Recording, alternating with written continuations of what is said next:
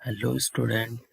Dear student, इस video में मैं आपको क्वेश्चन नंबर 7 का सॉल्यूशन करना बताऊंगा। तो आइए पहले क्वेश्चन को पढ़ते हैं, फिर डायग्राम ड्रॉ करेंगे, उसकी बेसिस पे क्वेश्चन को सॉल्व करेंगे। तो क्वेश्चन में कह रहा है कि from a point on the ground the angle of elevation of the bottom and top of transmission tower fixed at the top of A 20-meter high building are 45 degree and 60 degree respectively. Find the height of the tower. तो सबसे पहले क्या कहा कि ground में किसी point से। तो आइए सबसे पहले हम डायग्राम इसके अकॉर्डिंग ड्रॉ करते हैं। ग्राउंड से किसी पॉइंट से आपका angle of elevation of the bottom and the top of transmission tower. तो आप सबसे पहले आप एक बिल्डिंग बना लीजिए कि एक बिल्डिंग है, इस बिल्डिंग से आपका टावर है कहीं पे, इस बिल्डिंग पे रखा हुआ है।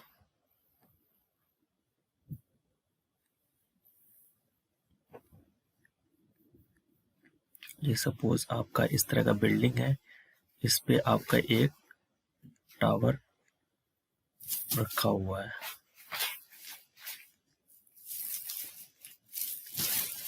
ये टावर है आपका, और ग्राउंड से इस पे एक एंगल बन रहा है, और इस बिल्डिंग से एक एंगल बन रहा है। इसी पॉइंट से ग्राउंड पे दो एंगल बन रहे हैं, और ये इसका डिस्टेंस होगा नीचे। ये ग्राउंड है,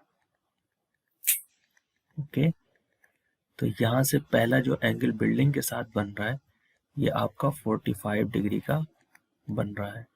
दूसरा जो एंगल बन रहा है टावर के साथ, जो बिल्डिंग के ऊपर रखा है, ये 60 डिग्री का बन रहा है। तो हमसे पूछ रहा है कि हाइट ऑफ द टावर, यानी इसकी हाइट पूछ रहा है टावर की, और बिल्डिंग की हाइट हमें दे रखी है 20 मीटर। तो आइए अब हम ट्रिग्नोमेट्रिक रेशियोज का यूज करके इसको सॉल्व करते हैं। अब आप बताएं कि इसमें परपेंडिकुलर है और इस पे एंगल दे रखा है। तो परपेंडिकुलर, अब भी हमें नीचे का बेस की वैल्यू चाहिए, यानी आधार की। तो आधार और परपेंडिकुलर, मतलब परपेंडिकुलर और बेस किस रेशियो से आता है? ये tan थीटा से आता है। तो tan theta will be perpendicular upon base, और हिंदी में हम कह सकते हैं लंब बटे आधार, ओके। अब इसमें एंगल कितना है? tan 45। तो पुट करिए tan 45 degree is equal to लंब की वैल्यू हमें 20 मीटर है हमारे पास, यही तो P है, लंब है। तो इसकी वैल्यू है 20 मीटर, अपॉन में आधार की वैल्यू हमें निकालनी है, यानी बेस की वैल्यू हमें कैलकुलेट करनी है, ओके। अब अब पहले इसकी वैल्यू tan 45 की वैल्यू होती 1 और 20 अपॉन बेस। तो क्या हो गया? बेस की वैल्यू हो गई 20 मीटर, क्रॉस मल्टीप्लाई करेंगे तो आपकी वैल्यू निकल करके आ जाएगी 20 मीटर, ओके। अब अगेन हमें सॉल्व करना है, अभी इसकी हाइट निकालनी है।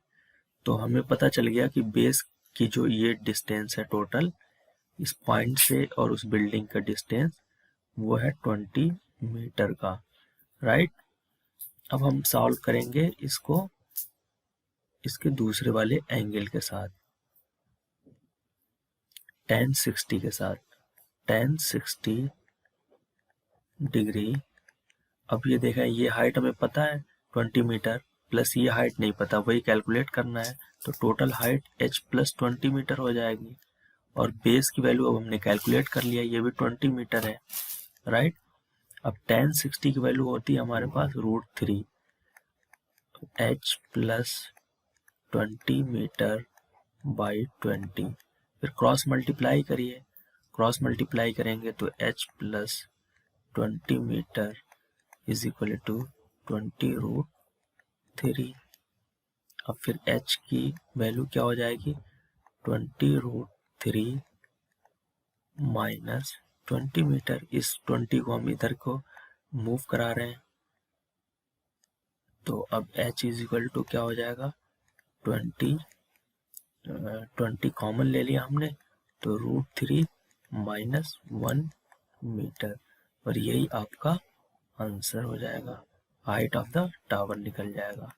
Okay, so thank you.